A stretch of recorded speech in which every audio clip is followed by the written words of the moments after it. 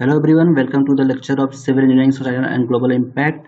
तो आज से हम लोग ये लेक्चर स्टार्ट करने वाले हैं। तो आज हम लोग इस लेक्चर में डिस्कस करने वाले हैं इस पूरे कोर्स के बारे में। तो स्टार्ट करते हैं। तो जैसा कि आपको मालूम होगा कि सिविल इंजीनियरिंग आपका जो सब्जेक्ट है उसमें डिफरेंट टाइप के आपको सब्जेक्ट्स पढ़ने होते हैं, जो कि है आपका कुछ सब्जेक्ट है ह्यूमैनिटी एंड सोशल साइंसेज से रिलेटेड होते हैं, कुछ बेसिक साइंस है, कुछ इंजीनियरिंग साइंस है और कुछ आपका बाद में है प्रोफेशनल कोर्सेस हैं। उसके बाद हम लोग पढ़ते हैं कुछ इलेक्टिव्स, जो कि आपके जरूरी नहीं कि आपके ब्रांच से ही हो या फिर हम लोग अदर स्पेशलाइजेशन में करना चाहते हैं ब्रांच में तो पढ़ सकते हैं। उसके अलावा ओपन इलेक्टिव, प्रोजेक्ट वर्क और ये सारे कोर्सेज करने होते हैं। तो ये सारे जो कोर्सेज करने हैं तो आपको ह्यूमैनिटीज में ही बहुत सारे कोर्सेज करने हैं, जो कि आपके एआईसीटी के अकॉर्डिंग 12% है।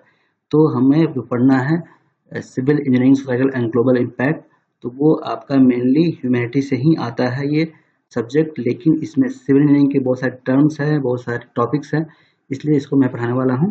ठीक है, तो अब बात करते हैं कि आपका कोर्स क्या है। तो इसका कोर्स डिजाइन किया गया है ताकि आपका जो अंडरस्टैंडिंग हो सके आपके सिविल इंजीनियरिंग के इम्पैक्ट के बारे में, कि सिविल इंजीनियरिंग का जो इम्पैक्ट है सोसाइटी पर कैसे आता है, पूरे टोटल ग्लोबल एरिया पे आपका किस तरह हमारा जो फास्ट टेक्नोलॉजी डेवलप हो रहा है उससे क्या इम्पैक्ट आने वाला है। उसके अलावा है कि civil engineering project have an impact on infrastructure. जब हम इंफ्रास्ट्रक्चर की बात करते हैं, एनर्जी की बात करते हैं, एनर्जी कंजप्शन के बारे में, generation, sustainability of environment, aesthetics of the environment, employment creation, contribution to the GDP and more on perceptive level on the quality of life। तो पूरे जो आपका सोसाइटी है, जो आपका वर्ल्ड है, सब पर आपका सिविल इंजीनियरिंग का बहुत ज़्यादा इम्पैक्ट आता है। तो उन सब के बारे में हम लोग को यहाँ पे स्टडी करना है। It is important for the civil engineers to realize the impact which is this field and take appropriate precaution to ensure that the impact is not adverse but beneficial। ठीक है, तो अगर सिविल इंजीनियरिंग के जो course है उसमें mainly हम लोग पढ़ते हैं स्ट्रक्चर्स के बारे में, स्ट्रक्चर को कैसे डिजाइन करते हैं, कैसे कंस्ट्रक्ट करते हैं। लेकिन आपको सिर्फ डिजाइन के बारे में नहीं पढ़ना है, आपको पढ़ना है तो कि उसका क्या इम्पैक्ट आ रहा है, उसका बेनिफिशियल है या नहीं है, उसका कोई एडवर्स इफेक्ट तो नहीं आ रहा है, इसके बारे में जानकारी होनी चाहिए आपको। इसके लिए हम लोग ये कोर्स लेते हैं। तो इसका जो मेन कोर्स का ऑब्जेक्टिव है ताकि आपको अवेयरनेस और नॉलेज हो आपके सिविल इंजीनियरिंग के इम्पोर्टेंस का, इसके इम्पैक्ट का। उसके अलावा जो है आपका सिविल का जो इम्पैक्ट है डिफरेंट फील्ड में आपका क्या क्या अभी इफेक्ट आ रहा है, और हम लोग कैसे कितनी कोशिश कर रहे हैं ह्यूमन के थ्रू, मतलब ह्यूमन कितनी कोशिश कर रहे हैं उसके बारे में स्टडी करना है। Need to think innovatively to ensure sustainability. तो अभी बहुत ज़्यादा सबसे बड़ा चैलेंज है सस्टेनेबिलिटी को आपको अचीव करना। तो उसके लिए हम लोग क्या कर सकते हैं इसमें सिविल इंजीनियरिंग में, तो उसको हम लोग स्टडी करते हैं। और उसके बाद हम लोग को स्टडी करना है इसमें लिविंग ऑर्गेनिज्म के बारे में, और उसके डेवलपमेंट के बारे में, उसके इकोसिस्टम के बारे में। तो ये आपका जो पार्ट है वो थोड़ा सा लाइफ साइंस का पार्ट आ जाता है। ठीक है, जो कि आपका एआईसीटीबी के जो है स्टैंडर्ड सिलेबस में है। लेकिन आपको इसमें ये लाइफ साइंस का कुछ पार्ट आपको सिविल इंजीनियरिंग ग्लोबल इम्पैक्ट में ऐड कर दिया गया है। ठीक है, तो अगर सिलेबस की बात करें तो आपको एआईसीटी के जो मॉडल सिलेबस है उसमें जो सिलेबस मिलेगा आपको CESGI का, वो मिलेगा मॉडल 1 टू मॉडल 6 तक का। ठीक है, मॉडल 1 से मॉडल 6 में आपका civil engineering societal and global impact के सब सिलेबस है, जो कि आपके बहुत सारे डिफरेंट यूनिवर्सिटी में यही पढ़ाए जाते हैं। लेकिन लाइफ साइंस का कुछ पार्ट सिलेबस में नहीं ऐड किया गया था, उसको लाइफ साइंस का पार्ट आपको ये 7, 8, 9, 10 मॉडल में ऐड कर दिया गया है। तो क्या क्या स्टडी करना है इसमें, तो अगर आप मॉडल 1 से स्टडी करें तो क्या है इसमें कि आपको पढ़ना है कि हमारा जो है पास्ट कैसा था और हम लोग फ्यूचर में कैसे चेंज कर सकते हैं। जो हमारा जो इंडस्ट्रियल रिवोल्यूशन कैसे हुआ है, एग्रीकल्चर रिवोल्यूशन कैसे हुआ, IT रिवोल्यूशन कैसे हुआ है। उसके अलावा आपका इकोसिस्टम और ग्लोबल वार्मिंग, ये सब इन्वायरमेंट के जो पॉइंट्स, ये सारी चीज़ें स्टडी करनी है। उसके बाद कुछ इकोनॉमिक्स के टर्म्स है जैसे कि ह्यूमन डेवलपमेंट इंडेक्स, इसके बाद इकोलॉजिकल फुटप्रिंट, ये सब इन्वायरमेंट के कुछ टर्म्स है। ये सारी चीज़ों को स्टडी करना है। मतलब कि का बेसिक आपका जो पर्पस है, आपको पूरे ग्लोबल एरिया को समझना है, क्या अभी कंडीशन है हम लोग का, पहले से हम लोग किस तरह से डेवलप करते आ रहे हैं। तो आपको ये लगेगा कि थोड़ा सा आर्ट्स का सब्जेक्ट है या हिस्ट्री का सब्जेक्ट है, इकोनॉमिक्स लग सकता है, लेकिन ये सब भी आपको थोड़ी सी स्टडी करनी है ताकि हम लोग जान सके कि आगे भविष्य में क्या रिक्वायरमेंट हो सकती है। उसके बाद हम लोग स्टडी करेंगे सिविल इंजीनियरिंग के बारे में। कुछ टॉपिक्स आपके थोड़ा मॉडल 1 से में मॉडल 2 का दे दिया गया या 2 का 1 में दे दिया गया, तो वो मैं मिक्स कर दूंगा। मतलब कि यहाँ पे अगर सिविल इंजीनियरिंग के बारे में दिया हुआ है तो इसके बारे में यहाँ पे एक टर्म दे दिया है present day world and future projections, या फिर recent major civil engineering breakthroughs. ये टॉपिक को मैं आपको मॉडल 2 में कवर करूंगा, ठीक है। तो आपका सिविल इंजीनियरिंग कैसे डेवलप हुआ है, उसका क्या विजन है, कैसे क्या क्या रिसेंट आपके सिविल इंजीनियरिंग में जो इनोवेशंस हुए हैं वो सारे स्टडी करेंगे हम लोग इस मॉडल सेकंड में। मॉडल थर्ड में हम लोग स्टडी करेंगे कि हम लोग इंफ्रास्ट्रक्चर किसे कहते हैं, इंफ्रास्ट्रक्चर का टर्म का मतलब क्या होता है, और जो हमारे होल सिटी में, हमारे होल अर्थ पर जो भी मैन मेड स्ट्रक्चर्स हैं उनके बारे में हम लोग स्टडी करेंगे, कितने टाइप्स के होते हैं, वो कैसे उनका वर्किंग होता है। उसके बाद हम लोग स्टडी करेंगे इन्वायरमेंट का, कि इन्वायरमेंट का कौन कौन से फैक्टर जो हम लोग के लिए इम्पोर्टेंट है और कैसे हम लोग को इफेक्ट करते हैं, तो सारे आपका इन्वायरमेंट का ही पार्ट पढ़ना है।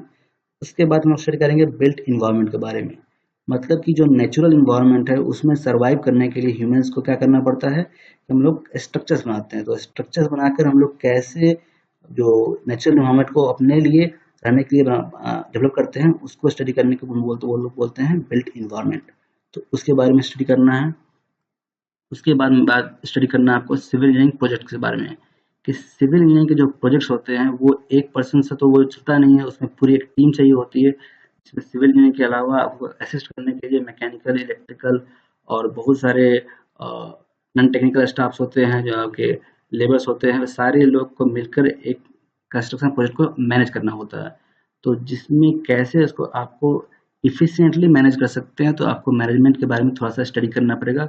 सेफ्टी पर्सपेक्टिव कैसे कर सकते हैं हम लोग, कैसे हम सस्टेनेबिलिटी को इंश्योर कर सकते हैं, वो सारी चीज़ें हम लोग को पढ़नी है मॉड्यूल 6 में। उसके बाद मॉड्यूल 7 से जैसे मैंने बताया था कि लाइफ साइंस का पार्ट आ जाता है, तो इसको भी हम लोग थोड़ा सा रिलेट करने की कोशिश करेंगे सिविल इंजीनियरिंग से। जैसे कि ये टर्म है आपका पॉपुलेशन डायनेमिक्स। पॉपुलेशन डायनेमिक्स आपका ये बायोलॉजी का पार्ट है, जिसमें कि हम लोग पढ़ते हैं कि कोई भी जो बैक्टीरिया है या कोई भी ऑर्गेनिज्म है, कैसे वो पॉपुलेशन वो मतलब डेवलप करते हैं, और फिर उसके बाद कैसे वो माइग्रेट करते हैं, ये सारी चीज़ें आती है पॉपुलेशन डायनेमिक्स में।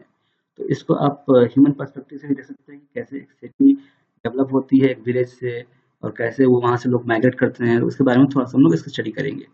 इसके बाद है इन्वायरमेंटल मैनेजमेंट। इन्वायरमेंट के इफेक्ट के बारे में इन्वायरमेंट में हम लोगों ने पढ़ लिया, उसको मैनेज कैसे करते हैं ये प्रोजेक्ट के हिसाब से, उसको हम लोग पढ़ेंगे इन्वायरमेंटल मैनेजमेंट में। उसके बाद है मॉलिक्यूलर जेनेटिक्स। ये आपके तो टोटल बायोलॉजी ही है, कोशिश करूँगा मैं अच्छे से समझा पाऊँ इसको। उसके बाद नेक्स्ट है बायोटेक्नोलॉजी। तो उसमें भी आपकी बायोलॉजी ही है, मतलब कि बायोलॉजी को कैसे आप टेक्नोलॉजी की हेल्प से उसको समझ सकते हैं, कैसे उसको चेंज कर सकते हैं, क्या मतलब मॉडिफाई कर सकते हैं, उस बारे में हमें स्टडी करना होता है। इसके बाद एक आती है बायोस्टैटिस्टिक्स। बायोस्टैटिस्टिक्स मतलब होता ही है कि बायोलॉजी के जो भी आपके ऑर्गेनिज्म है उसको समझने के लिए आप मैथमेटिक्स का इस्तेमाल कर रहे हैं। कोई भी फेनोमेनन को समझने के लिए, बायोलॉजिकल फेनोमेनन को समझने के लिए आप मैथ्स का इस्तेमाल कर रहे हैं, स्टैटिस्टिक्स का इस्तेमाल कर रहे हैं, वो सारी आ जाती है बायोस्टैटिक्स में। वो थोड़ा सा हम लोग स्टडी करेंगे। ये आपका वैसे एक्चुअली जो स्टैटिस्टिक्स है वे आपके इंजीनियरिंग पर्सपेक्टिव में भी बहुत ज़्यादा काम आते हैं, ठीक है। नेक्स्ट अगर बात करें कि हमारा जो सब्जेक्ट है CESGI, civil engineering global societal and global impact, तो इसका क्या इम्पोर्टेंस है कंपटीशन पर्सपेक्टिव से। तो इसमें गेट का कोई सिलेबस नहीं है, लेकिन अगर आप इंजीनियरिंग सर्विस के एग्जाम की तैयारी करना चाहते हैं तो इसमें आपको जो जनरल स्टडीज या इंजीनियरिंग एप्टीट्यूड आपको पढ़ना होता है, तो उसके कुछ पार्ट्स आप इसमें कवर कर सकते हैं। मतलब कि current issues of national and international importance, जो कि मैं डिस्कस करूँगा इसमें, वो सारे रहेंगे। इकोनॉमिक्स एंड इंडस्ट्रियल डेवलपमेंट है इसमें, जो कि आपका इंजीनियरिंग सर्विस का पार्ट है, आपका GS का पार्ट है। इसके अलावा quality practice in production, construction maintenance services, energy, environment conservation, environmental pollution, climate change, environmental impact assessment, ये सारी चीज़ें मैं इसमें कवर करने वाला हूँ। तो ये आपके कुछ कॉम्पिटिटिव पॉइंट ऑफ व्यू से भी थोड़ा इम्पोर्टेंट सब्जेक्ट हो जाता है। तो इसमें आपको जो बुक्स अवेलेबल बहुत कम है, क्योंकि ये बहुत नया आपका सिलेबस में आपका ऐड किया हुआ है CESGI। तो आपका ये गुजरात टेक्निकल यूनिवर्सिटी का एक बुक है डॉक्टर RP रेथालिया का, अतुल प्रकाशन का। तो आप उसको परचेज कर सकते हैं, ये लाइब्रेरी में अवेलेबल नहीं है क्योंकि ये बहुत नया सब्जेक्ट है। उसके अलावा सिलेबस में जो आपका दिया हुआ है कि रेफरेंस बुक कौन कौन सा रेफर कर सकते हैं, वो ये सारे हैं। लेकिन इसमें आपको बहुत सारे फॉरेन ऑथर के बुक्स ही हैं, तो आपको किसी एक में पूरा सिलेबस नहीं मिलेगा। आपके पुराने जो ये जो बुक मैं बता रहा हूँ, इसमें भी आपको मॉडल 6 तक ही आपको सिलेबस मिलेगा, उसके बाद का सिलेबस आपको नहीं मिलेगा। तो मैं जो उसके आपको साथ में ही नोट्स प्रोवाइड करता रहूँगा, तो उससे आप पढ़ सकते हैं। ठीक है, तो ये पूरा जो सब्जेक्ट है वो आपका थ्योरेटिकल सब्जेक्ट है, इसमें कुछ ज़्यादा मैथमेटिक्स है नहीं। आप अच्छे से समझ जाएंगे तो आप इसको अच्छे से आंसर कर पाएंगे यूनिवर्सिटी एग्जाम में। लेकिन बस आपको थोड़ा सा ध्यान से पढ़ना पड़ेगा, समझना पड़ेगा। ठीक है, तो अगर बात करें कि इवैल्यूएशन स्कीम की, आपको इसमें मार्क्स कैसे दिए जाएंगे, तो जिस तरह से पहले से आपका मालूम ही होगा कि मिड सेम में आपका 20 मार्क्स होते हैं, असाइनमेंट और क्विज टेस्ट लेंगे, मैं लूँगा, उसके अकॉर्डिंग होता है 10 मार्क्स दिए जाते हैं, और इंटरनल एग्जामिनेशन के 70 मार्क्स होते हैं। असाइनमेंट एंड क्विज में ही आपका आता है अटेंडेंस का। तो मैं अटेंडेंस नहीं ले पा रहा हूँ क्योंकि यहाँ पे ऑनलाइन में सबसे बोलना कि आप ऑनलाइन क्लास करिए, ये पॉसिबल नहीं हो पाता क्योंकि इंटरनेट का प्रॉब्लम है। तो मैं वीडियो डालता रहूँगा, तो उससे आप देखते रहेंगे, उसके अकॉर्डिंग आप असाइनमेंट टाइम टू टाइम करते रहिए। अगर मैं क्विज ले रहा हूँ, कोई टेस्ट ले रहा हूँ, वो फुलफिल करते रहिए, उसके अकॉर्डिंग ही मैं मार्किंग करने वाला हूँ इस 10 मार्क्स में। ठीक है, तो इसके बाद मैं मॉड्यूल 1 स्टार्ट करूँगा नेक्स्ट चैप्टर में। ठीक है।